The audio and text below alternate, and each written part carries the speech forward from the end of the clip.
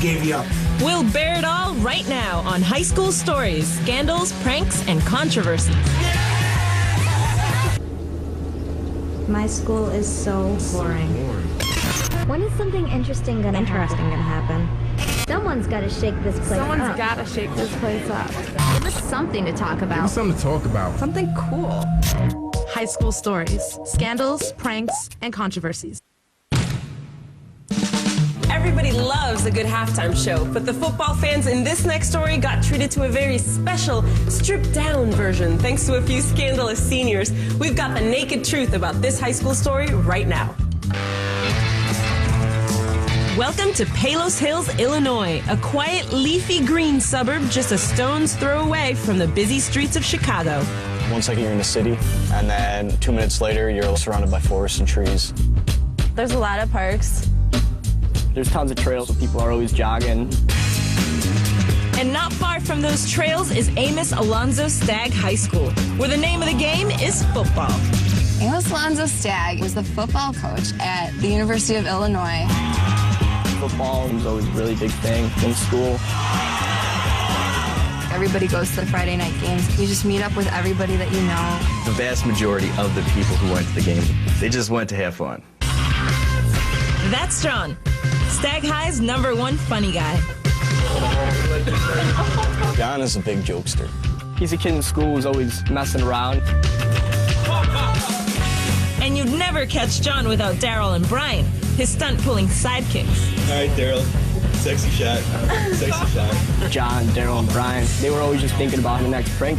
We did one prank where we cut out a bunch of these pictures from magazines, really raunchy pictures. Yeah. We superglued them all over the boys' locker room.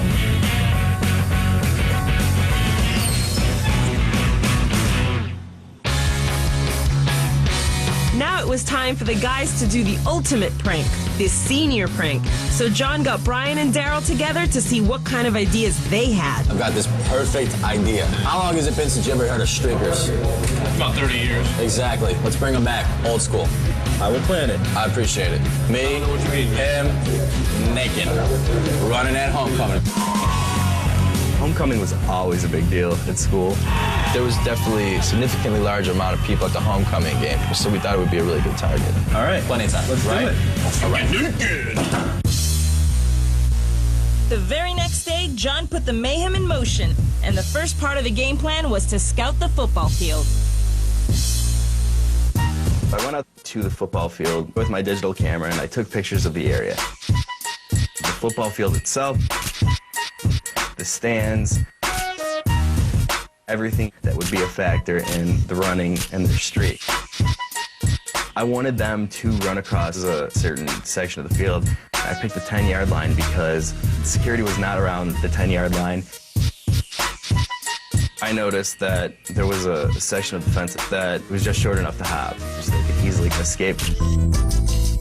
I took my pictures and I took everything I knew about the field and I mapped it out.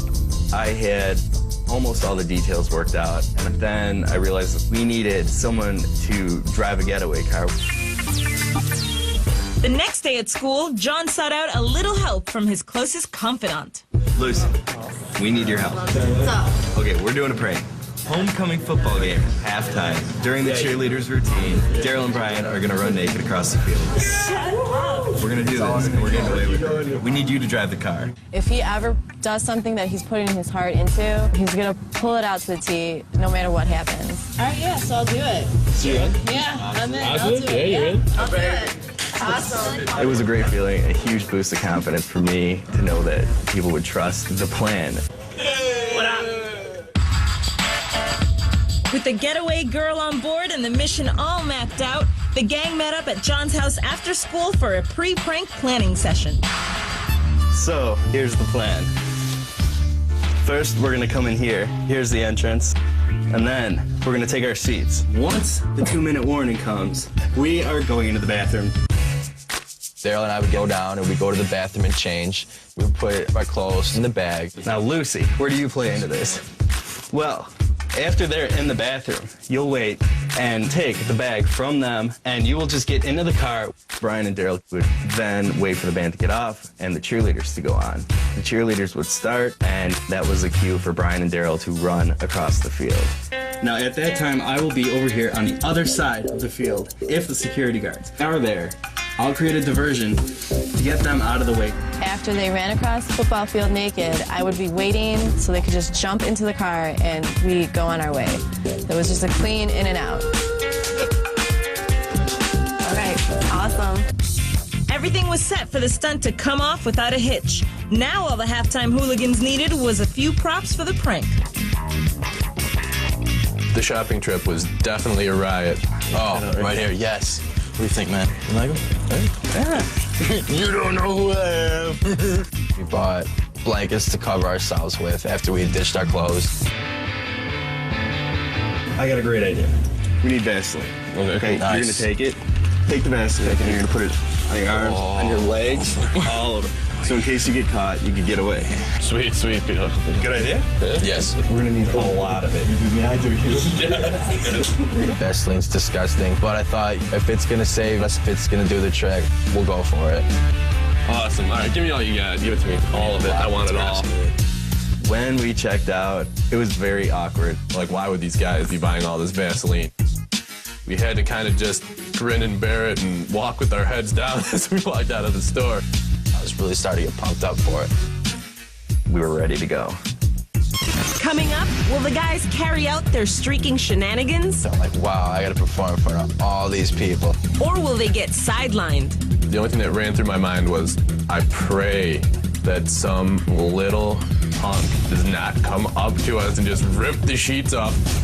Find out next when High School Stories returns. Scandals, pranks, and controversies. Let's get caught up. We've got two seniors ready to drop trout during halftime at their high school's homecoming football game.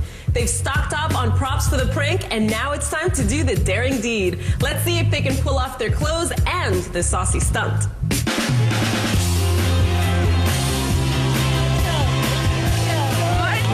The place was packed. Seeing this kind of turnout was just incredible. This got a lot bigger than we anticipated. That made me get more into it. I'm like, wow, I gotta perform in front of all these people.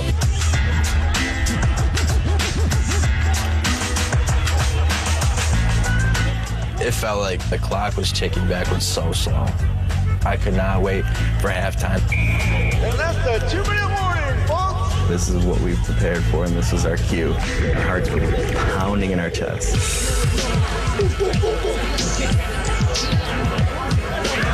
As we're heading toward the bathroom, we're pumped and we're excited and we're nervous. This could be the biggest thing we ever did, or this could be the worst thing we ever did. I had to wait for Daryl and John to give me their clothing.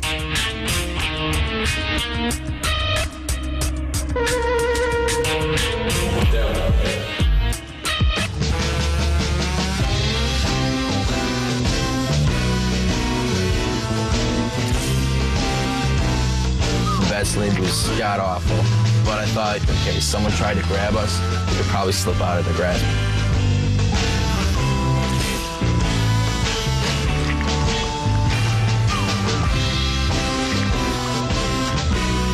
It took us a few minutes and we were all set. We knew it was time to go.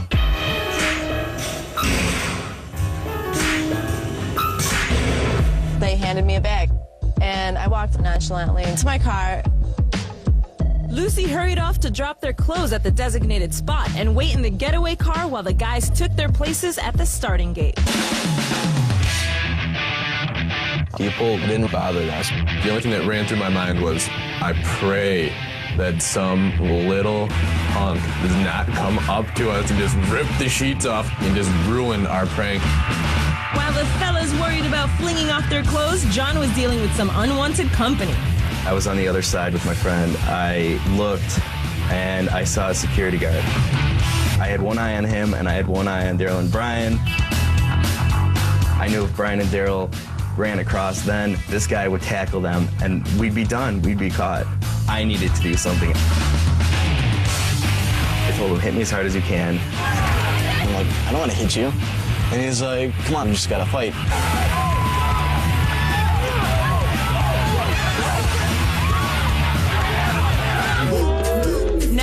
security guard was occupied, all the guys had to do was wait for the cheerleaders to take the field. I started to get stage fright. My heart was about to explode.